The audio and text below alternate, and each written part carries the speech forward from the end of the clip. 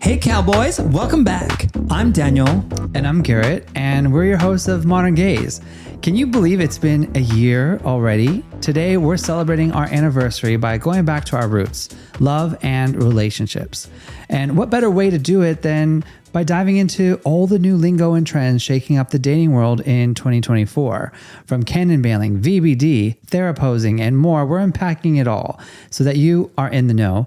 Here's to another year of building the vibrant life you want by owning your authentic self. So speaking of cowboys, Giddy on up, Aberdeen. it's another week and another major album drop. Beyonce's Cowboy Carter. She really got me. I already burned through Ariana's album. Yep. I mean, I cannot listen to it again for at least a month. And now I'm just burning through Beyonce's. I feel like we just burn through albums that come out and we know all the lyrics, we obsess, and then we're like, okay, moving on. What's next? Yeah, what's next? Where's the next one? Yeah, I agree. It's 2024. Everything is very quick. Everything is very transactional. We always want the next best thing. I heard that Beyonce was actually going to come out with Cowboy Carter first before Renaissance. And she had decided to come out with Renaissance as Act 1 because she felt that people were not in the headspace to handle the heavy messaging that she wanted to convey in her current Cowboy Carter album. And people just wanted to dance and have fun and like the political system and like everything that was going on in the world. It was also so COVID. heavy.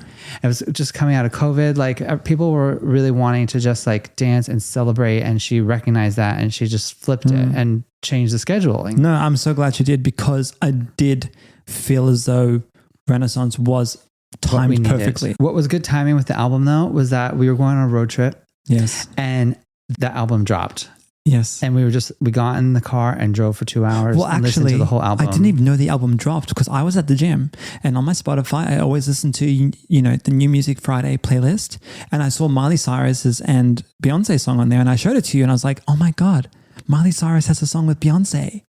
And then you were like, oh, wait a minute. I was like, there's a whole entire album. And we both were like, don't listen to it. We're going on a road trip this weekend. Save it, Aberdeen. Get ready to hit play on that road trip. So I feel so relaxed right now. I feel so relaxed right now too.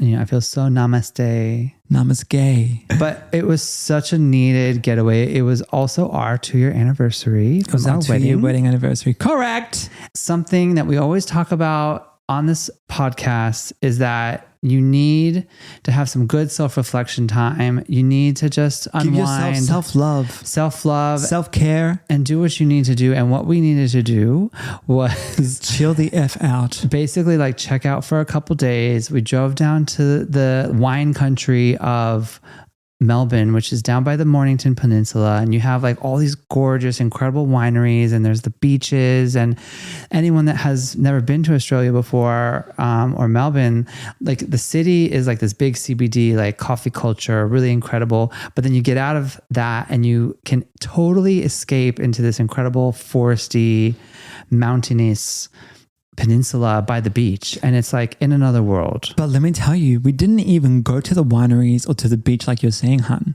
We literally went to a spa every day, girl, and we sat in a jacuzzi. We went from jacuzzi, another spa, another massage, jacuzzi, rub-a-dub-dub, hot tub, wine. Like we literally did nothing. It was just so nice because we got free popcorn and ice cream in our room service every night, complimentary to the hotel stay. Thank you. And then we literally watched RuPaul's Drag Race UK versus the world in the bath with our popcorn, with our Mecca eye mask, eye puffy patch on because my eyes get very puffer, girl. And it was just the definition of recharge and give yourself some love. Well, what today's episode is about. Tell me. So even though we've been out of the dating scene for about 7 years now. 7 years. We are very much in the scene. We're very much a part of the community. We have lots of friends that are still single and ready to mingle. Ready to find their love. And what's funny is that there's a completely new language. There's new lingo that I was like, what the fuck does this mean? I don't know. And there are so many new trends and ways of communicating and ways of connecting that I think we need to decode and talk about them a bit. Let's decode it. Some of them I think are great and some of them are a bit Like, what is that? What does that mean? But before we get into that, I just want to thank everyone for tuning in to, again, 1 year of Modern Gaze. If you haven't heard all of our episodes, dive back deep into that catalog, season 1, season 2, girl, and leave us a 5-star review if you enjoy the episode, as well as join the conversation on Instagram and Threads. Us gays, we just know how to do stuff. Well, what about modern gays? That's easy. Modern gays do everything. Okay, so when I was dating, whoever told me that they wanted to like go get a coffee or they just wanted to go get an ice cream, I was immediately like, get fucked. Really? Because I took it as, oh, you're not really looking for a long-term partner. You're not looking to make a meaningful connection. That's just what I was thinking in my mind. Why? I don't give you the ice cream, though. But I was like, okay, if you can't give me more than 15 minutes, then you're not going to really, like, I'm not going to give you 15 minutes. That was too quick of a catch-up for you. Yeah, it was just too quick and it was too impersonal. And like, what? I mean, if it was just like a hookup situation and you just wanted to make sure they're not a psycho, then yeah, that was fine. Right. But then if it was actually like a proper date, and like I even went on set up blind dates from back in the day when my friends set me up with this guy, and like he recommended we go to Pinkberry. Went back when Pinkberry was a thing. Pinkberry. You know, I've never had a guy that asked me when I was first dating, other than you, because we go ice cream all the time. I never had a guy ask me to go get a ice cream. Yeah. A coffee? Never. You know, actually, maybe guilty confession. I would never want to see anyone during the day when I was dating them.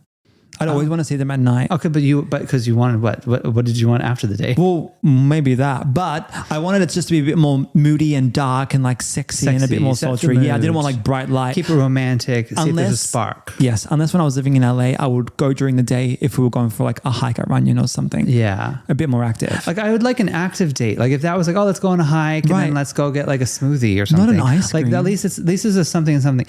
If you are just committing to that like 15-minute thing back in the day, I just thought it was so like too quick. It was a major ick for me. Turn off. Okay, I won't even make the time, the effort. Not interested. I got a better way to spend 15 minutes and go get ice cream. But anyway. But today, people will not go on a date unless you FaceTime them first. I love that. You know, I actually probably 7-10 years ago, I would always FaceTime a Grindr hookup, a Scruff hookup, a Tinder hookup, an Instagram hookup, anybody that I was going to connect with before I met up with them in person or I was going to follow through.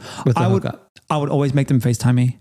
Right. Because I wanted to check their vibe. I wanted to see if they were like a bit woo-woo or a bit weird and we could actually have a conversation for 5 minutes. Did you do the same for when you actually were going to just go on a date? Or was that the same thing? Like a hookup could be a date and like, well, to be honest with you, I never really dated anyone from Tinder or Bumble that often, but I would go on dates with people from Grindr. So I would still FaceTime them. Yeah, right. I guess that would count. So when we met, we never did that. We actually met in person for the first time. We did. In real life. But I followed you on Instagram. I feel like though, if you have people on Instagram and they post videos or you have them on Snapchat and there is that video element and you can hear them talk and you can see the way that they engage with their followers and the way they talk and they speak, I think it's okay to not have that FaceTime video. But I didn't have any video. No, you didn't. So what my point is that there is a sense of anticipation. There is a sense of mystery and intrigue, and like you show up to the date and you don't necessarily know what to expect. There's that kind of nervousness. No, I don't like in it. your stomach. No, there's no butterflies anymore, honey. 2024. Listen to me. I'm very busy. I ain't got time. Like we said, we did a podcast episode on ain't nobody got time for that. Girl, well, don't waste my time. I want to make sure we're connected. We need to be aligned. Yes, doing a virtual meetup of any kind is definitely more time efficient because you can instantly see, okay, like, do we have any kind of conversational spark? Like, is there anything that's interest? Like, am I actually attracted to this person or want to get to know this person? Like, let's say LA and Melbourne now, because Melbourne traffic is redonkulous. Traffic is bad. I ain't driving 45 minutes to go to a catch up on a date and then it's bad and it's awkward and it's shit and then they want to split the bill and no, I ain't doing that anymore. Check it. Do a quick 5-10 minute vibe check on FaceTime. I love it. 2024 dating. I get it. Yeah, it's I good. get it. No, I do see the value in it. I just think at the same time, you are compromising because you are giving up some of that spark, nervousness, butterfly feeling. Persuaded me. You here don't know. Because I feel like I'm better in person.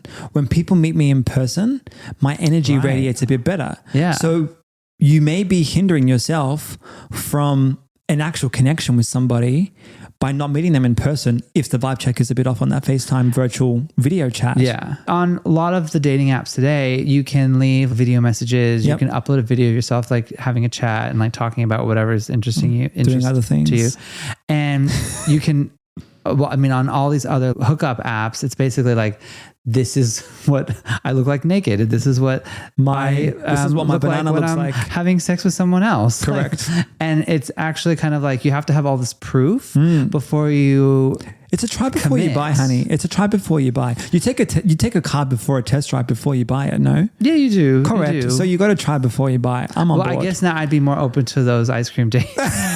And I get it. Like time is of the essence. It is. And I also think that people are finding an interest in a long-term partner later in life. Yep. Because in general, a younger demographic is at a bigger disadvantage because a lot of jobs aren't paying as what they used to pay. There's not a lot of real estate available. Like rent's expensive, cost of living is expensive. Everything is like, you got to kind of set yourself up first. Yeah. And for you to be set up and have your career path and everything, like you feel like you have stability, then you're looking for that partner. A lot of the times you're in your late 20s, early 30s.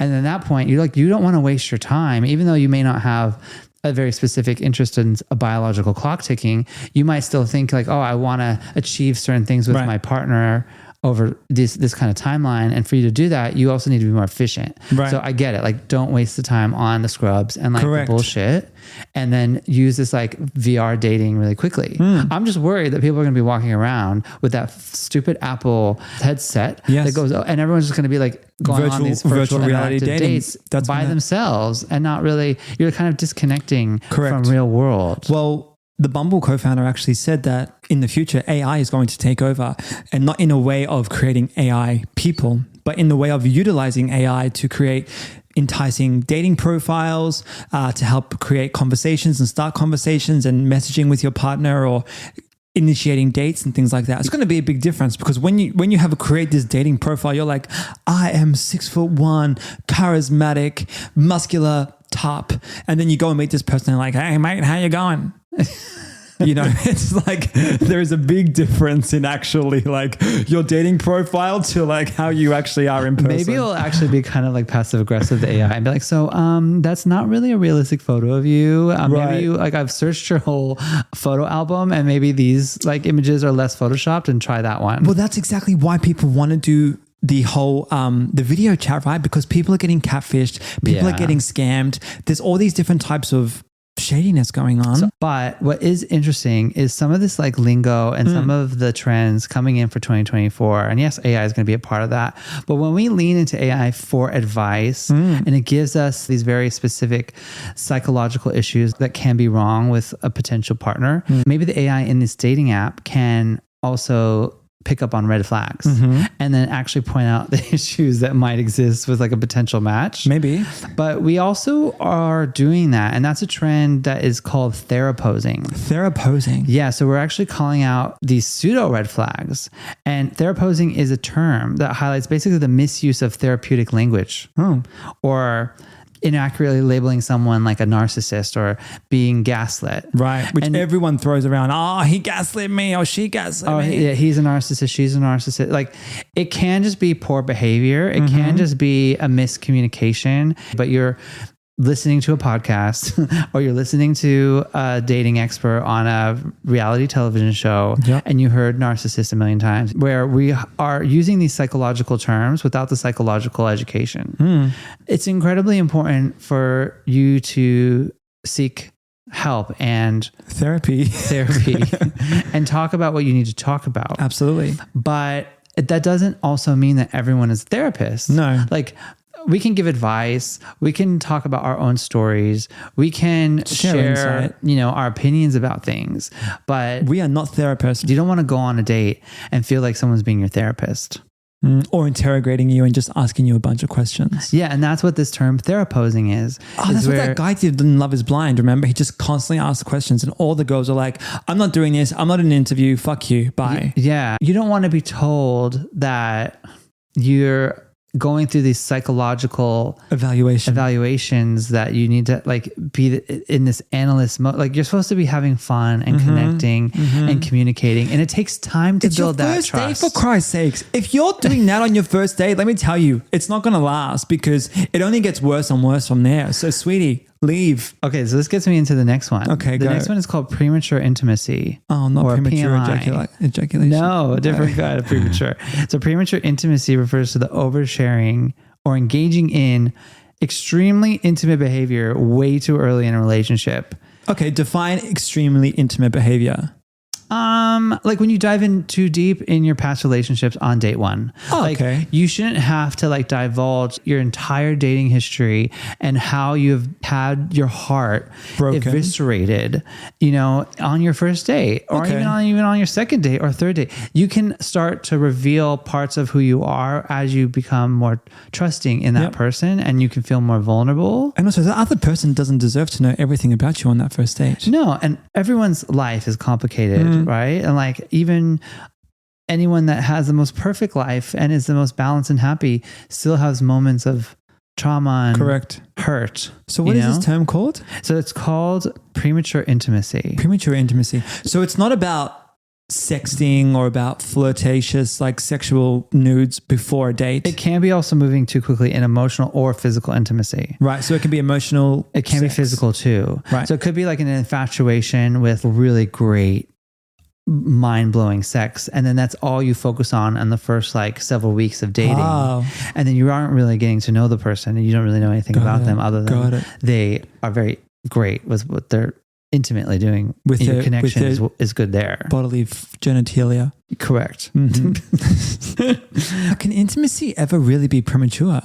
Yes. I don't think it can. Yeah, because it can be like almost like emotionally love bombing you, or it could be just like infatuating. Love bombing. Wow. It could be just like infatuation too early. Like, but what if you just have a sexual connection with somebody and you're like, I just want to rip our clothes off right now and be intimate? I think you can go with it and go for it. But at the same time, if you're really looking for that long-term relationship, then that might not be the most healthy thing to do. But if you're not, then that's great. Have a great time. Yeah.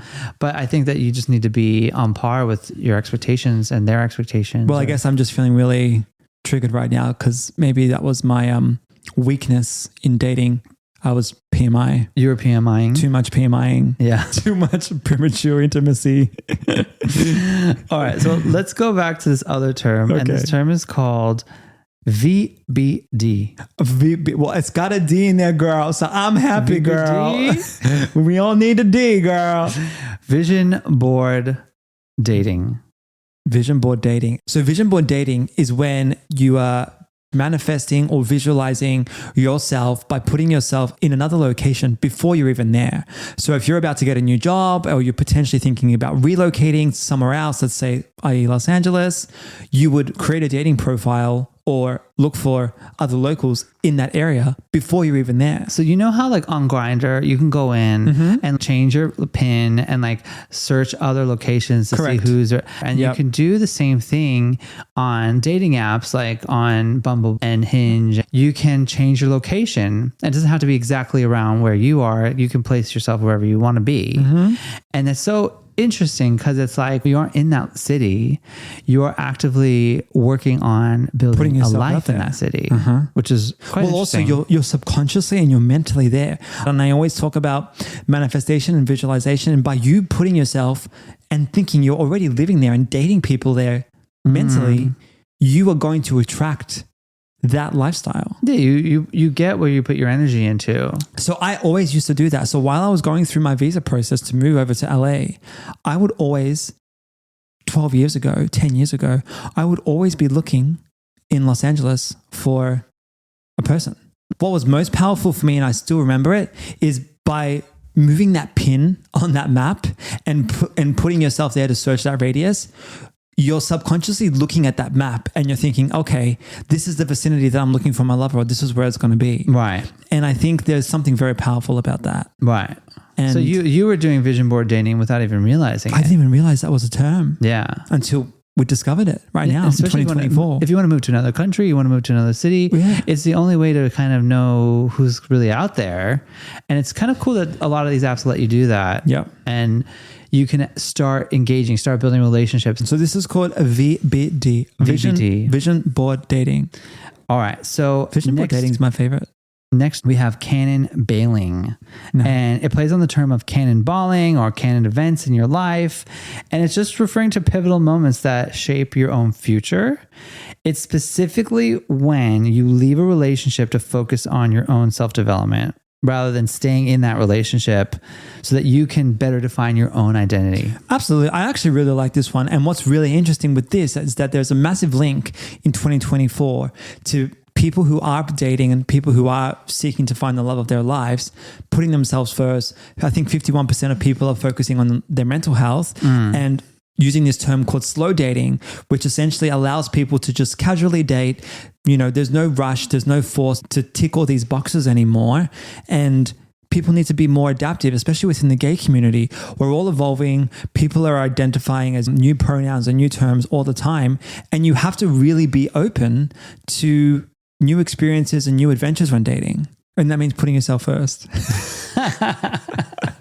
Well, I'm going to put me first. I think this is an interesting one because... Well, you have a lot of feels about it, Spill. I have a lot of feels about it. I can tell. I've done it. Obviously, I've done it. I've done it a couple times. Like, I literally have put myself first. However,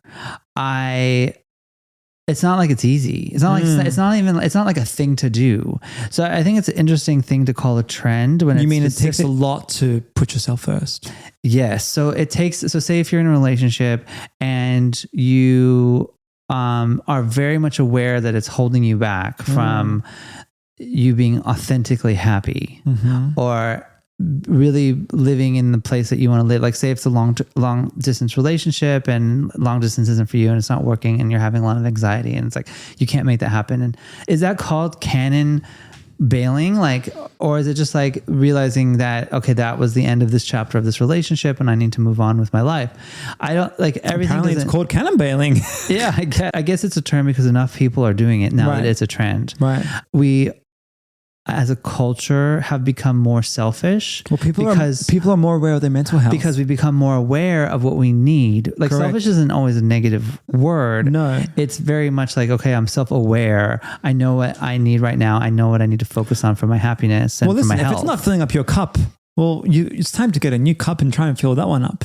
Yeah, but are you bailing on that person? Well, you would bail when you've reached that point of no return. Yeah. I mean, if you're just constantly bailing, well, then you should maybe seek some help. But I think if you're bailing strategically and at a point of your life or at a point of a relationship that there is no cure for this or your happiness is literally drained. But I don't think it's so much about the relationship. I think it's more about seeking your own personal growth and identity beyond the partnership. Understanding your own self-discovery is like you've gotten what you need from that valuable than the relationship itself. Well, basically that person would feel like that they've gotten what they needed. Yeah. They've grown what they can through that relationship.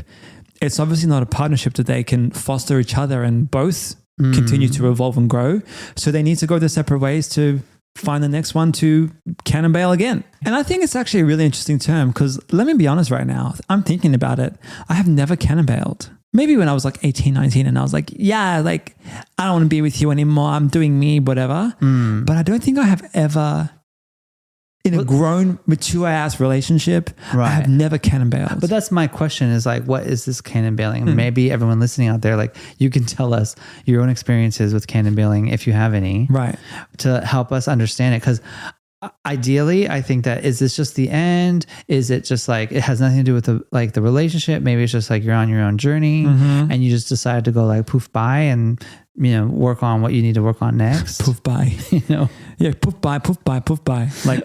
We're moving on all the time. Okay, so moving on. And the last one, we have cryptic. Cryptic.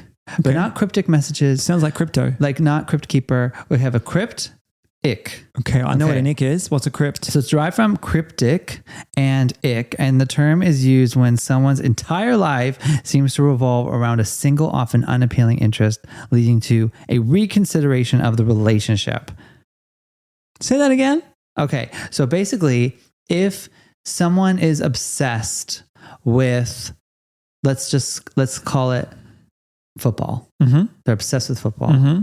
And they're like, their whole life is football, and they scream at the television. They live and die for it. And they go to every game, and they know all the stats, and they know all the players. And then they become so obsessed to a point where it's a turnoff to their partner. Well, it would be a turnoff because essentially your partner is neglected. So I think that it's just basically it's like a workaholic, right? When they're so obsessed with work. Something's become an ick. Yeah, or maybe it's work. Right? Like you're just constantly obsessed with work. All you do is talk about work.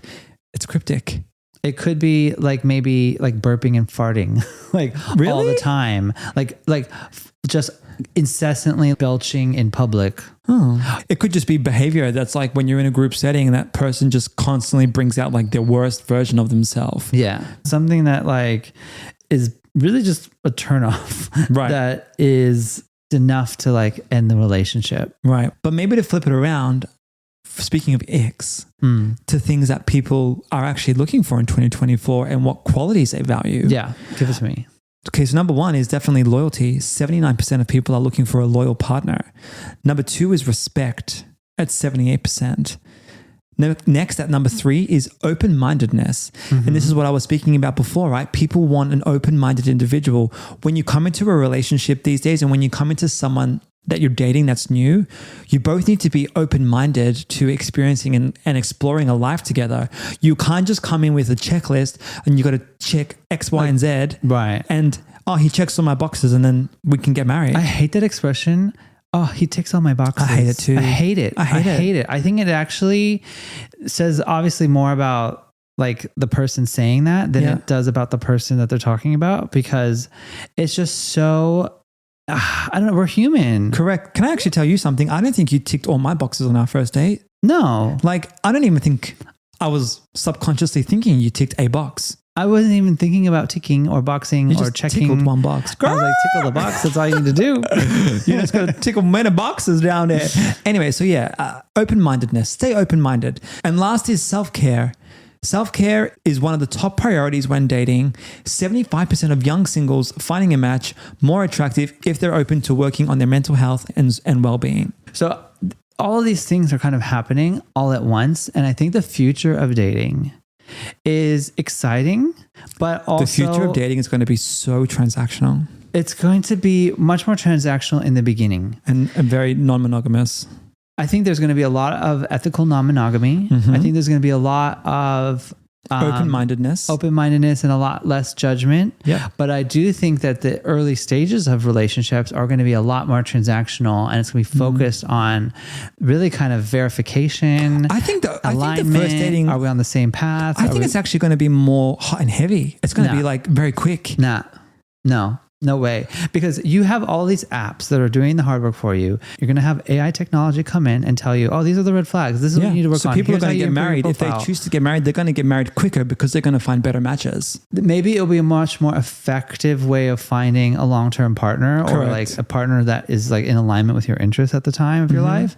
But that very first like time is all going to be about the data. It's going to be about the biodata. It's going to be all about what your psychological, your moral, your intelligence, your emotional intelligence, the GPA. It's going to have this whole bar graph of like all these basic, your Yelp reviews. Reviews, did you say? Yes. You're going to have Yelp reviews? Oh my God, that would be so cool. There is already like there's a rate your ex or rate your date. Like or there's at least like a catalog of shitty people. Girl. That you can look up to see if they're on the catalog. All right. Well, as we close today's episode, what would your one review say from your dating profile? From a review. My review? Yeah, your final review. 5 stars would date again. Oh, I love that.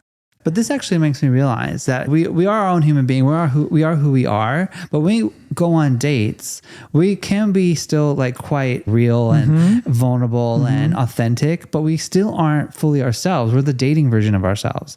Like some people are very honest and very raw and authentic. No, but to be a good, like when you go to work and you do your job, yes, you put on that skill set. Yeah. You dig into your toolbox and you do what you need to do your job. Like when you go on a date, you could be really good at a date or you could be really bad and you can still be the same freaking person. It's a skill Doesn't set. mean that you're masking or becoming this other person. True. It could just mean like, oh, I know how to put on a enjoyable time and experience together, and I'm going to make sure that there's no awkward pauses. I'm going to make sure that we have a easy transition. We're going to keep it fun. We're going to keep it light. We're going to have a good time. Like some people are just good at dating. True. So it's like going for interviews. Some people are just really good at going for interviews. So maybe or auditioning. Some people are really good at auditioning. Exactly. It's a skill. And just because they're really good at dating doesn't mean they're really good at being a long-term partner or a boyfriend or a girlfriend or whatever. But people who are really good in the bedroom are really good at sex. You can't fake that. You can't fake that because that's like in and out. That's like, that's what you're good at. That's what you're good at. There's no trialing that out. You actually just like jump in and you see how it goes. Correct. Okay. Anyway. If you are interested in finding that long-term partner and getting to a point where you want to build a meaningful connection, being aware of what's going on is all you need to be. You don't need to overanalyze this shit. It's just more of being able to know what the trend is and where you sit within it. Well, just like that, we've wrapped up another episode of Modern Gaze, and what a special one it's been, celebrating our very first year together. We dove back into the heart of what started all, and it's love and relationships with some new terminology in between, and decoded this lingo that's shaping the way we connect today. Thanks for sticking with us, sharing your stories, and exploring the evolving landscape of love together. Here is to many, many, many, many, many more episodes, deeper connections, and understanding the ever-changing world of relationships. Until next time, keep building the vibrant life you want by owning your most authentic self.